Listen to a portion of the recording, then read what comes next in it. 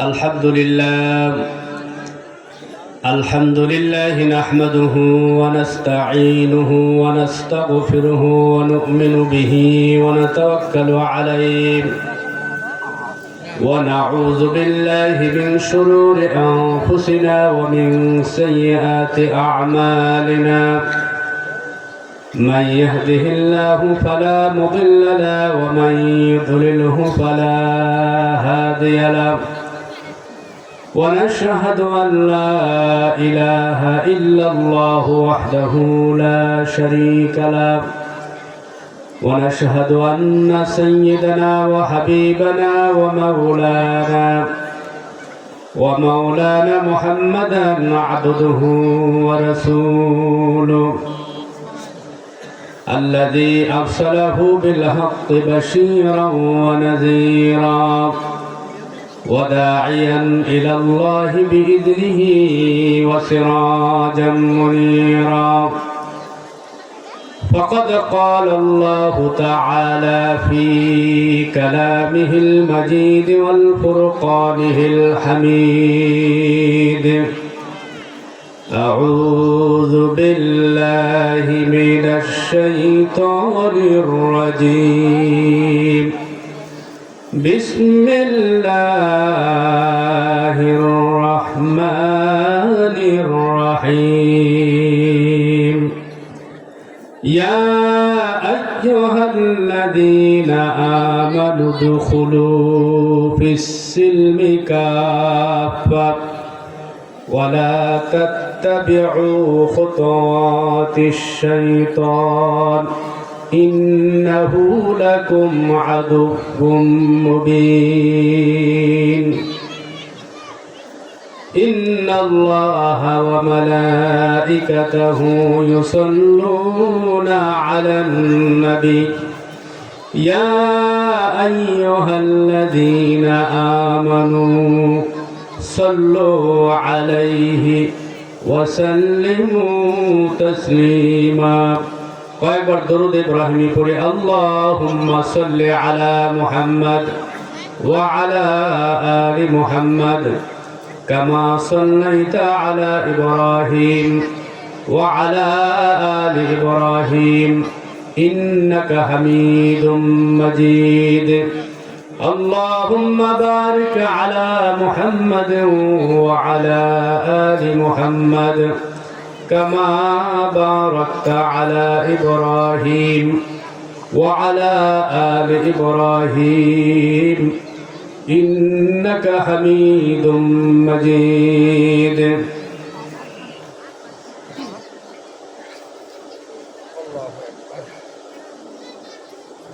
মরহুম হাজী আমজাদ হোসেন ও তার স্ত্রীর ইসালে সওয়াব ও ঘাসিরপাড়া সরকার বাড়ির যৌথ উদ্যোগে বিশাল তাফসীরুল কোরআন মাহফিলের আজকের সম্মানিত শ্রদ্ধেয় সভাপতি, উপস্থিত হাজরাত উলামায়ে কেরাম, ইসলাম প্রিয় দিন প্রিয় মুসলমান ভাইরা, পর্দার আড়ালে মা ও বোনেরা, আমরা মহান আল্লাহ রাব্বুল আলামিনের দরবারে জানাই লাখো কোটি শুকর ও সুজুদ যে মহান আল্লাহ রাব্বুল আলামিন আপনাকে আমাকে মুসলমান হিসেবে সৃষ্টি করেছেন এবং পৃথিবীর সর্বশ্রেষ্ঠ নবী, সর্বশেষ নবী, সাইয়্যিদুল মুরসালিন, রাহমাতুল লিল আলামিন, শফিউল মুযনিবিন, ইমামুল মুরসালিন, খাতামুন নবিয়্যিন জনাব মুহাম্মদুর রাসূলুল্লাহ সাল্লাল্লাহু আলাইহি ওয়াসাল্লামের উম্মত করেছেন।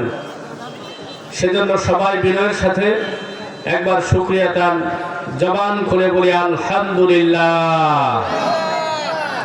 আল্লাহ রাব্বুল আলামিন যদি তৌফিক না দিতেন, আপনি আমি এই ফিতনা ফাসাদের জামানায় বিভিন্ন ধরনের গল্প গুজব, ফিতনা ফাসাদ, বেহুদা কথাবার্তায় লিপ্ত থাকতাম, মাহফিলে আসা হতো না। তো যে মহান আল্লাহ রাব্বুল আলামিন আপনাকে আমাকে মাহফিলে আসার মতো, বসার মতো, কিছু কথা বলা ও শোনার মতো তৌফিক দান করলেন, সেই মহান আল্লাহ রাব্বুল আলামিনের দরবারে শুকরিয়া তান আরেকবার বলে আলহামদুলিল্লাহ। আপনাদের সামনে মহাগ্রন্থ কোরআনুল কারীম থেকে ছোট্ট একটি আয়াতে কারিমা তেলাওয়াত করেছি। ভূমিকায় আলোচনা না করে সরাসরি আয়াতের আলোকে কিছু কথা বলার চেষ্টা করব। ওমা তাওফিকি ইল্লা বিল্লাহ, আল্লাহ যেন তৌফিক দেন, সবাই বলুন আমিন। বন্ধুগণ, যে আয়াতটি তেলাওয়াত করেছি এই আয়াত নাজিল হয়েছে হযরত আব্দুল্লাহ ইবনে সালাম রাদিয়াল্লাহু তাআলা আনহুর শানে। রাসূল করিম সাল্লাল্লাহু আলাইহি ওয়াসাল্লামের সাহাবী হযরত আব্দুল্লাহ ইবনে সালাম রাদিয়াল্লাহু তাআলা আনহু ইসলাম কবুল করার আগে তিনি ছিলেন অমুসলিম। ইসলাম কবুল করার পর তিনি মুসলমান হয়ে গেলেন। তিনি অমুসলিম থাকতে যে সকল খাবার তার ধর্মে নিষেধ ছিল, ইসলাম কবুল করার পরে কিছু কিছু খাবার তার জন্য হালাল হয়েছে। যেমন ইসলাম কবুল করার আগে তার ধর্মে উটের গোশত খাওয়া নিষেধ ছিল, যেমন মুসলমানদের ধর্মে শূকরের গোশত খাওয়া নিষেধ। যখন ইসলাম কবুল করলেন, কোনো এক জায়গায় দাওয়াতে গিয়ে দেখা গেল সেই বাড়িতে খাবার পরিবেশন করা হয়েছে উটের গোশত দিয়ে। হযরত আব্দুল্লাহ ইবনে সালাম রাদিয়াল্লাহু তাআলা আনহু যেহেতু আগে কখনো খান নাই, এটা তার জন্য একটু কারাহাত লাগে, অপছন্দ লাগে। সেজন্য তিনি তার সাথী সঙ্গীদের বললেন যে ভাইজান, আপনারা সবাই এটা খান, যেহেতু আমি আগে খাই নাই, এটা আমার খাইতে একটু কেমন জানি লাগে, এটা হালাল আমি স্বীকার করি, আমি জানি, কিন্তু আমি এটা খাবো না। সঙ্গে সঙ্গে আল্লাহর হাবিব সাল্লাল্লাহু আলাইহি সাল্লাম কাছে ছিলেন, তার কাছে আয়াতে কারিমা নাজিল হয়ে গেল। বলেন সুবহানাল্লাহ। আল্লাহ রাব্বুল আলামিন তার হাবিবকে জানায় গেলেন, ও নবী আপনি বলুন, যদি কেউ পূর্ণাঙ্গ মুসলমান দাবি করে সে যেন ইসলামের ভিতরে পুরাপুরি দাখিল হয়। ইয়া আইয়ুহাল্লাযীনা আমানু দুখুলু ফিস-সিলমি কাফা ওয়া লা তাত্তাবিউ খুতুওয়াতিশ শাইতান ইন্নাহু লাকুম আদুউম মুবিন। হে বিশ্বাসীরা, হে ইমানদারেরা, কি সুন্দর ডাক! বলেন সুবহানাল্লাহ। এই পৃথিবীতে একটা মানুষ যদি চেয়ারম্যানই পাস করেন, ওই মানুষটিকে পেছন থেকে যদি কেউ ডাক দেয়, ও চেয়ারম্যান সাহেব, লোকটা খুশি হবে না বেজার হবে? খুশি হবে কিনা বলেন? একজন মেম্বার সাহেবকে পেছন থেকে যদি কেউ ডাক দিয়ে বলে ও মেম্বার সাহেব, খুশি হবে না বেজার হবে? একজন খতিব সাহেবকে যখন পেছন থেকে ডাক দেওয়া হয়, ও খতিব সাহেব, হুজুর কিন্তু মনে মনে খুশি হয়, ঠিক না বেঠিক? আল্লাহ রাব্বুল আলামিন আমাদেরকে এত সুন্দর করে ডাক দিলেন, ইয়া আইয়ুহাল্লাযীনা আমানু, হে ইমানদারেরা। বলেন সুবহানাল্লাহ। আমরা সবাই ইমানদার, আলহামদুলিল্লাহ বলুন। উদখুলু ফিস-সিলমি কাফা, পূর্ণাঙ্গভাবে ইসলামে দাখিল হও। ওয়ালা তাত্তাবিউ খুতুওয়াতিশ শাইতান, খবরদার শয়তানের পদাঙ্ক ওয়াসওয়াসা কেউ অনুসরণ করো না, শয়তানের পথে কেউ যেও না, যেহেতু ইন্নাহু লাকুম আদুউম মুবিন, শয়তান তোমাদের প্রকাশ্য দুশমন। শয়তান আমাদের কিরকম দুশমন জানেন? প্রকাশ্য দুশমন। শয়তান আল্লাহর সঙ্গে ওয়াদা করেছে, আল্লাহর সঙ্গে জিদ করেছে। আল্লাহ তাআলা যখন তাকে বলেছিলেন, তিনি তো প্রথমে শয়তান ছিলেন না, আপনারা জানেন তিনি মুআল্লিমুল মালায়েকা, সকল ফেরেশতাদের সর্দার ছিলেন। আদম আলাইহিস সালামকে সৃষ্টি করার পরে আল্লাহ রাব্বুল আলামিন ফেরেশতাদেরকে বললেন, তোমরা আমার আদমকে সিজদা দাও, আমার আদমকে তোমরা সিজদা করো। ফাসাজাদু ইল্লা ইবলিস, সবাই সিজদা দিল ইবলিস বাদে। এই মিস্টার ইবলিস, তাকে বলা হলো, কি ব্যাপার, তুমি সিজদা দাও না কেন? ইবলিস বলল, খলাকতানি মিন নার ওয়া খলাকতাহু মিন তিন। আয় আল্লাহ, তুমি আমাকে বানাইছো আগুন দিয়া, আর আদমরে বানাইছো মাটি দিয়া। আনা খায়রুম মিনহু, আমি ওর চাইতে ভালো। কোন নাউযুবিল্লাহ, যারা বলেন নাউযুবিল্লাহ। অহংকার প্রকাশ করলো যে আমি তো আগুন, আগুনের কাজ হলো জ্বালায় দিলেই দাউ দাউ করে উপরের দিকে ওঠে। আর মাটির কাজ হলো, মাটির স্বভাব হলো মাটি পানি পাইলে গলে পচে নিচের দিকে চলে যায়। সুতরাং আমি যেহেতু আগুনের তৈরি, আমি আদমকে সেজদা করতে পারি না, যেহেতু আদম মাটির তৈরি। আল্লাহর কাছে কি কোনো যুক্তি চলে বলেন তো? কি বলেন, আল্লাহর কাছে যুক্তি চলে? আল্লাহ রাব্বুল আলামিন বললেন, তুমি অহংকারী, আমার সঙ্গে তুমি অধ্যত্বপূর্ণ আচরণ করেছ, সুতরাং তোমার এই অহংকারের কোনো ক্ষমা নাই, তোমাকে আমি শয়তান বানায় দিলাম। বলেন নাউজুবিল্লাহ। শয়তান। এবার শয়তান কয় যে আয় আল্লাহ তাআলা, যেহেতু আমি চির জাহান্নামী, আমার তাকদীরে জান্নাত নাই, আমি শয়তান হয়ে গেছি, অতএব আমাকে তুমি কয়েকটি বিষয়ে একটু রুখসত দাও, একটু সময় দাও, সুযোগ দাও। কি? এক নাম্বার হলো, আমি তোমার কাছে এটা চাই, আমি যদি কিয়ামত পর্যন্ত বেঁচে থাকি। আল্লাহ কয় যা দিলাম, কোনো সমস্যা আছে? যা, কিয়ামত পর্যন্ত বাস। আয় আল্লাহ তাআলা, দুই নাম্বার আরেকটা শর্ত, আরেকটা দাবি, সেটা কি? কয় আমি যেন এক মুহূর্তের মধ্যেই, মিনিটের মধ্যেই, সেকেন্ডের মধ্যেই তাম দুনিয়া ঘুরে আসতে পারি। আল্লাহ কয় যা, তাও দিলাম, নে তাও দিলাম, আর কি চাস? শয়তান বলল, আয় আল্লাহ তাআলা, আমি আরেকটা বিষয় চাই, সেটা হলো আমি যেন তোমার বান্দাদেরকে সাথে নিয়ে জাহান্নামে যেতে পারি। আমি একাই জাহান্নামে যাব না, তোমার বান্দাদেরকে ওয়াসওয়াসা দিয়ে জাহান্নামে নেব। আল্লাহ রাব্বুল আলামিন বললেন, আমার বান্দারা যদি সজাগ হয়, আমার বান্দারা যদি সচেতন হয়, আমার বান্দারা যদি ইসলামের মধ্যে পূর্ণাঙ্গভাবে প্রবেশ করে, তাহলে তুমি শয়তান তাদেরকে জাহান্নামে নিতে পারবে না। বলেন সুবহানাল্লাহ।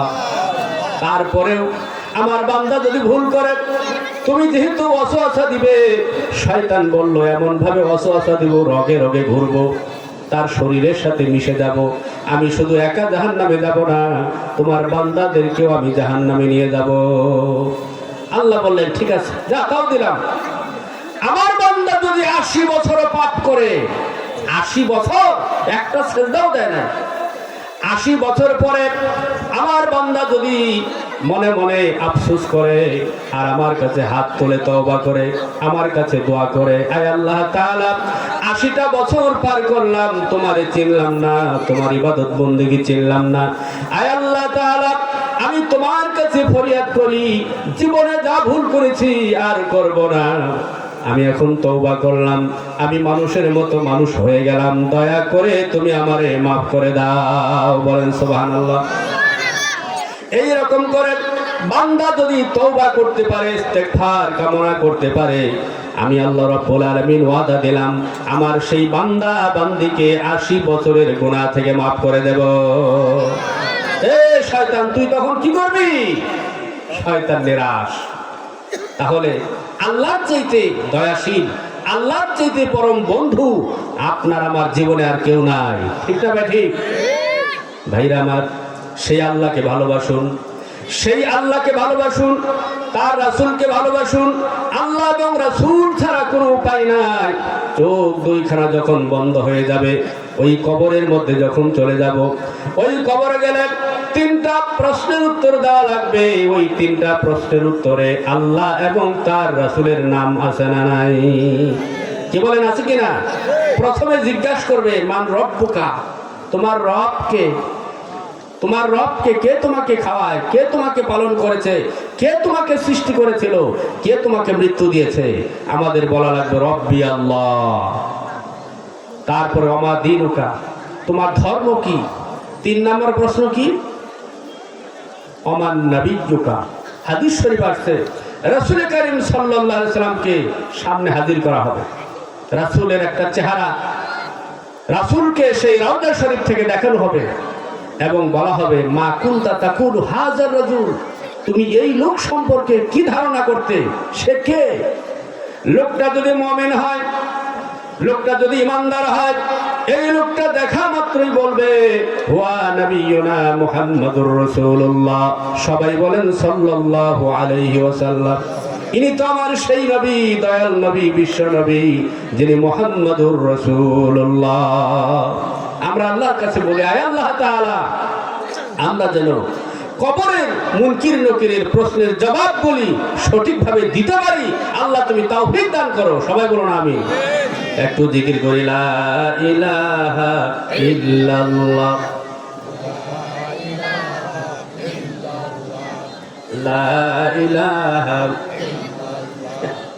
লা ইলাহা, লা ইলাহা ইল্লাল্লাহু মুহাম্মাদুর রাসূলুল্লাহ। সবাই বলুন সাল্লাল্লাহু আলাইহি ওয়াসাল্লাম। তাহলে আমাদেরকে পূর্ণাঙ্গভাবে ইসলামে প্রবেশ করতে হবে। এই কথা কার? সবাই বলেন তো কার? যদি জিজ্ঞাসা করা হয় আজকের ফজরের নামাজ থেকে শুরু করে ঈশা পর্যন্ত কে কে নামাজ পড়েছেন, আমরা অনেকেই হাত তুলতে পারবো না। ঠিক না বেঠিক? অনেকেই আমরা হাত তুলতে পারবো না। আফসোস আফসোস, মুসলমান হয়ে কখনো নামাজ ছেড়ে দেওয়া যায় না। আল্লাহর হাবিব বলেছেন লা ঈমানা লিমান লা সালাতা লাহু, যার মধ্যে নামাজ নাই তার মধ্যে ঈমান নাই। ভাইরা আমার, হাসরের ময়দানে আল্লাহর হাবিব বিশ্বনবী জনাবে মুহাম্মদুর রাসূলুল্লাহ সাল্লাল্লাহু আলাইহি ওয়াসাল্লাম, তার সুপারিশ ছাড়া কেউ জান্নাতে যেতে পারবে না। কি বলেন, পারবে? তার সুপারিশ ছাড়া জান্নাতে যেতে পারবে না।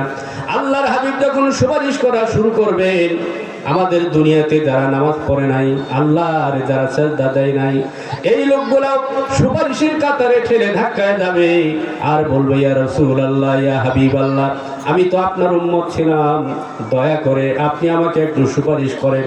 আল্লাহর হাবিব তাকায় দেখবেন তার চেহারায় নূরের কোনো ছাপ নাই। ওযু করার কারণে শরীরে নূর হয়, গোসল করার কারণে শরীরে নূর তৈরি হয়। নামাজের জন্য যখন আপনি দৈনিক 5 বার ওযু করেছেন, ওই ওযু করার কারণে আপনার চেহারা, আপনার কুলি পর্যন্ত নূরে ঝকমক করবে। আর ওই সব নূরগুলি দেখে দেখে আল্লাহর হাবিব সুপারিশ করবেন। বলেন সুবহানাল্লাহ।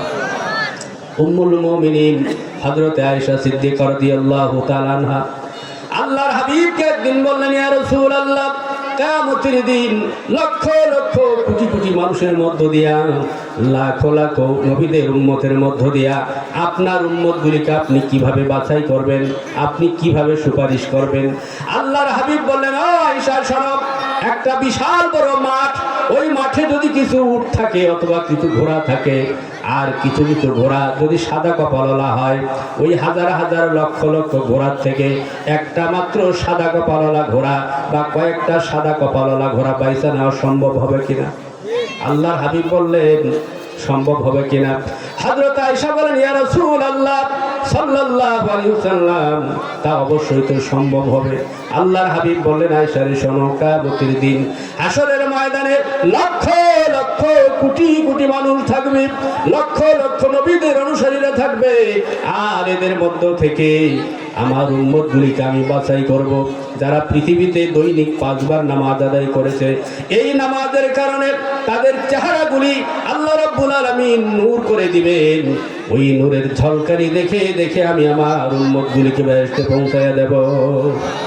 ভাইরা আমার, বেঈমান যারা আল্লাহর নামাজ আদায় করে নাই, যারা দাম্ভিকতা প্রদর্শন করত, যারা অহংকারী ছিল, মসজিদে গিয়া নামাজ আদায় যারা করে নাই, অথবা বাড়িতেও যারা জীবনে নামাজ পড়ে নাই, শুধু জুমার দিন করে অনেক মানুষ নামাজ পড়ে, আছে না নাই? কি বলেন, আছে কিনা? শুধু জুমার দিন নামাজ পড়ে, এমনও বহু মানুষ আছে জুমার দিনেও নামাজ পড়ে না, শুধু ঈদের দিনে নামাজ পড়ে। এমনও মানুষ আমি নিজ চোখে দেখি। আমার এলাকার থেকে আপনাদের এই ঈদগাহ মাঠে যখন আসি, বহু মানুষ আছে খাতা নিয়ে কাঁচি নিয়ে খেতে দেখে ধাকি করতেছে, কি বলে, ঘাস কাটতেছে, এরকম মানুষ দেখি। জামাতে আছে মাত্র 1 ঘন্টা অথবা আধা ঘন্টা, এর মধ্যে লোকটা কাঁচি নিয়ে খাঁচা নিয়ে ঘাস কাটতেছে। এই লোকটা বলেন ঈদের নামাজটা কখন পড়বে? এইরকম কপাল পোড়া থেকে আল্লাহ রাব্বুল আলামিন আমার এই জাতিকে, আমার ভাইদেরকে বুঝ দান করুন, ইসলামের সঠিক বুঝ দান করুন। আল্লাহ রাব্বুল আলামিন কিয়ামতের দিন নামাজি বান্দা হিসেবে কবুল করে নিয়া তার হাবিবের সুপারিশ যেন আমাদেরকে নসিব করেন। বলুন আমিন। এই নামাজ পড়তে কি পয়সা লাগে? কি বলেন, পয়সা লাগে?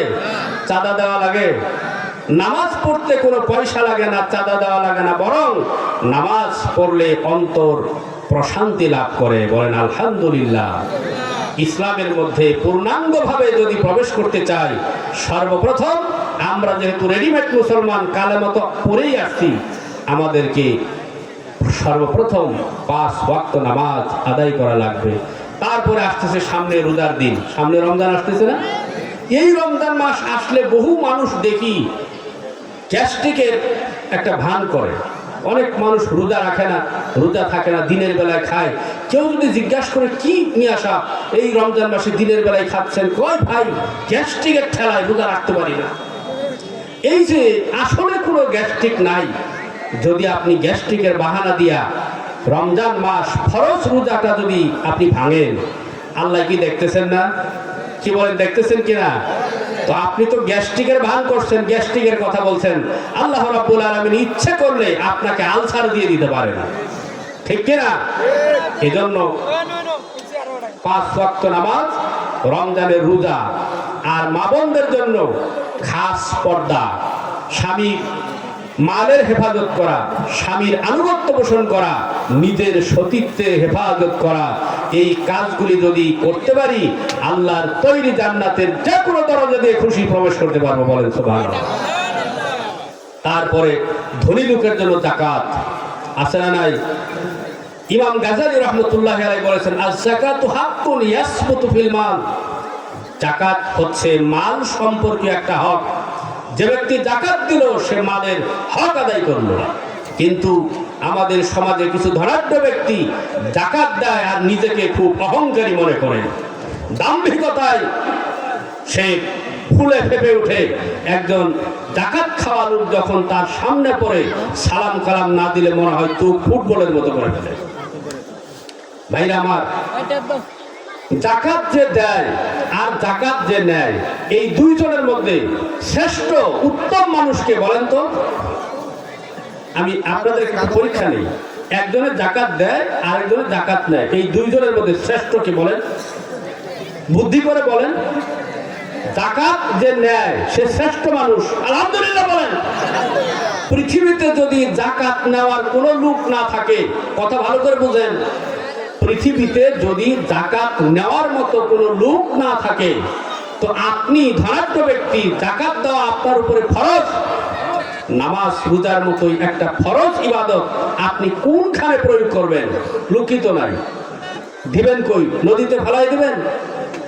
তাহলে আমাদেরকে বোঝা উচিত যে এই সমাজের এরকম গরিব শ্রেণীর মানুষগুলি যদি না থাকতো, তাহলে আমার মতো ধনী ব্যক্তির যাকাত আদায় করা বড় কষ্ট হয়ে যেত।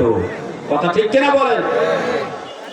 ওমর বিন আব্দুল আজিজ রহমতুল্লাহি আলাইহির জামানায় যাকাত খাওয়ার মতো দেশে কোনো লোক নাই। সুবহানাল্লাহ কোন? এক ধনাঢ্য ব্যক্তি যাকাতের মালগুলি বস্তায় ভরে কাঁধে নিয়ে মাইলের পর মাইল হাঁটতেছে, দিনের পর দিন, রাতের পর রাত হাঁটতেছে, কিন্তু যাকাত খাওয়ার মতো ওই দেশে কোনো লোক নাই। লোকটা বড় পেরেশান বোধ করতেছেন, শ্রান্ত ক্লান্ত হয়ে গেছেন। একটা গাছের নিচে, গাছের ছায়ায় সে বিশ্রাম নিতেছে। হঠাৎ করে দেখলো সামনে থেকে আরেক ব্যক্তি আসতেছে, উস্কু খুস্কু চেহারা, চুলগুলি উস্কু খুস্কু, চেহারাটা মলিন। তার কাছে একটা ওইরকম ব্যাগ, ওইরকম সেও আসতেছে। তখন এই ব্যক্তি মনে করলো, যাক আলহামদুলিল্লাহ, 3 দিন ঘোরাফেরা করে যাকাত খাওয়ার মতো একটা লোক পাইলাম, ও যা আসতেছে, সে বুঝি যাকাত তুলতেছে।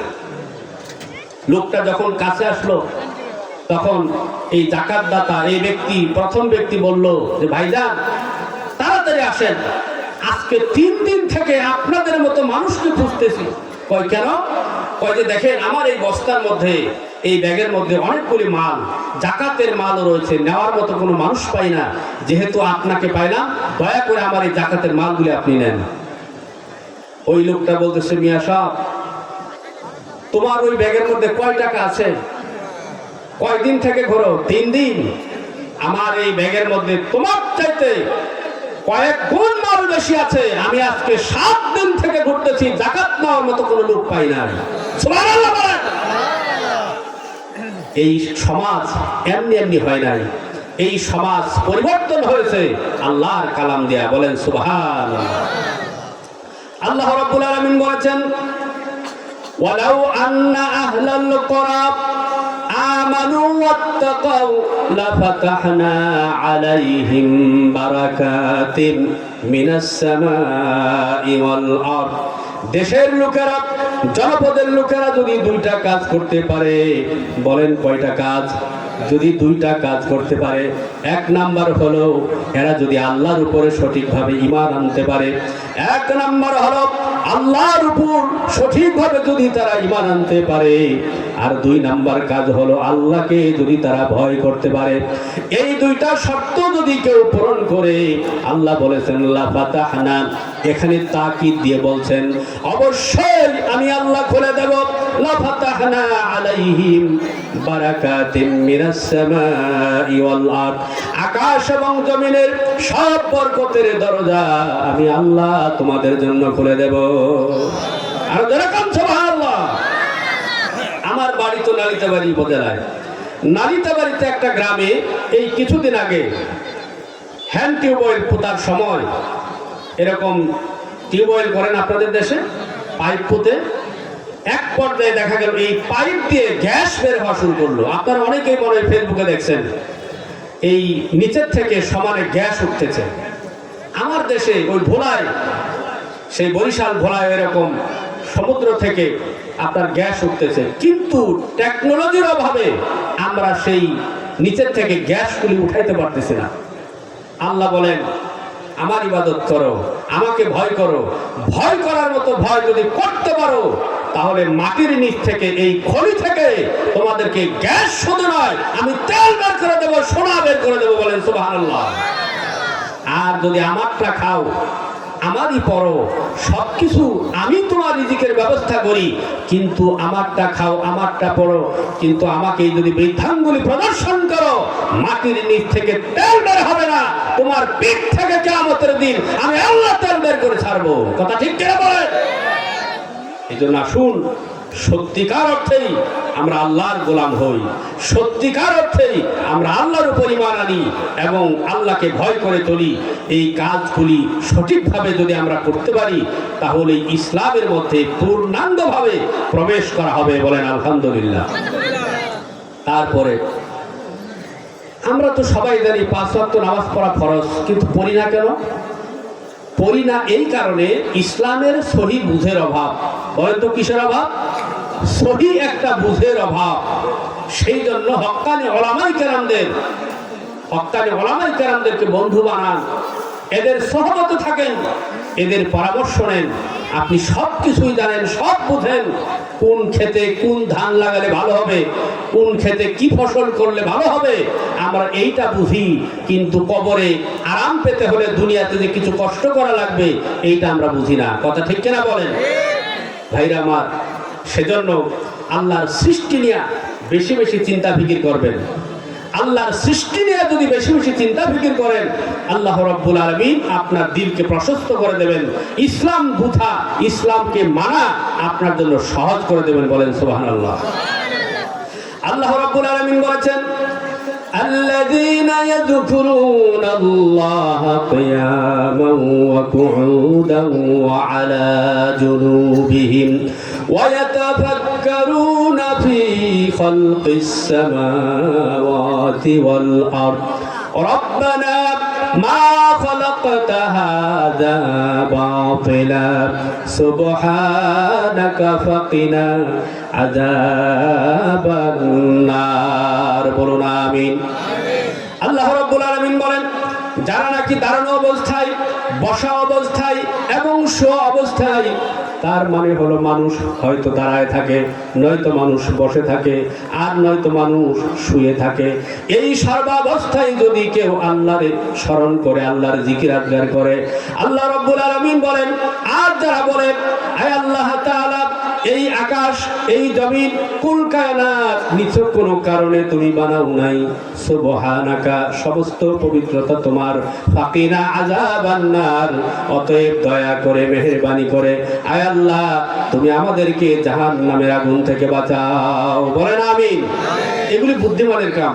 আল্লাহ আমাদের সবাইকে আল্লাহর সৃষ্টি নিয়ে বেশি বেশি চিন্তাশীল হওয়া, চিন্তা ফিকির করা, আমরা যেন করতে পারি, আল্লাহ তৌফিক দান করুন। এবং ইসলামের মধ্যে আমরা যেন পূর্ণাঙ্গভাবে প্রবেশ করতে পারি, আল্লাহ আমাদের সবাইকে সেই তৌফিক দান করুন। আমিন। ওয়া আখিরু দাওয়ানা আলহামদুলিল্লাহি রাব্বিল আলামিন। আসসালামু আলাইকুম ওয়া রাহমাতুল্লাহি ওয়া বারাকাতুহু।